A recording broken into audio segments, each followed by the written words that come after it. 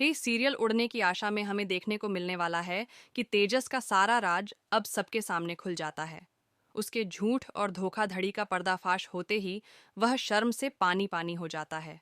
वहीं रोशनी बिल्कुल टूट जाती है। उसे समझ ही नहीं आता कि अब वह क्या करे, क्योंकि जिस इंसान को उसने हमेशा सही समझा था वही सबसे बड़ा धोखेबाज निकला।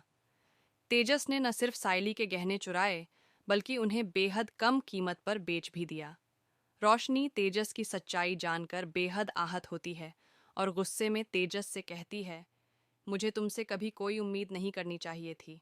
आज फिर तुमने मुझे सबके सामने शर्मिंदा करवा दिया। यह कहकर रोशनी आंसुओं में भीगी आंखों से अपने कमरे में चली जाती है। बाहर तेजस को सभी के तीखे सवालों का सामना करना पड़ता है। तुमने ऐसा क्यों किया? गहने इतनी सस्ती कीमत में क्यों बेचे? क्या तुम्हें परिवार की इज्जत की कोई परवाह नहीं? लेकिन तेजस के पास किसी सवाल का कोई ठोस जवाब नहीं होता। वह सिर्फ घबराहट और शर्म में डूबा हुआ खड़ा रह जाता है। खुद को निर्दोष दिखाने के लिए वह सबके सामने एक ड्रामा शुरू कर देता है।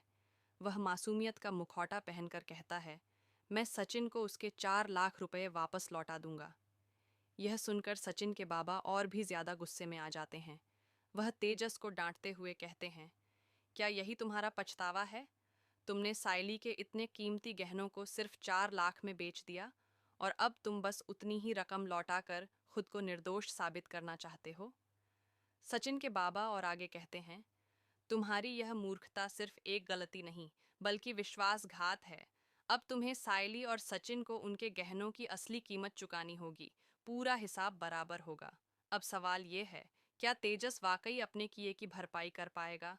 क्या वह अपनी गलती के लिए सच्चा प्रायश्चित करेगा या फिर एक और नई चाल चलेगा?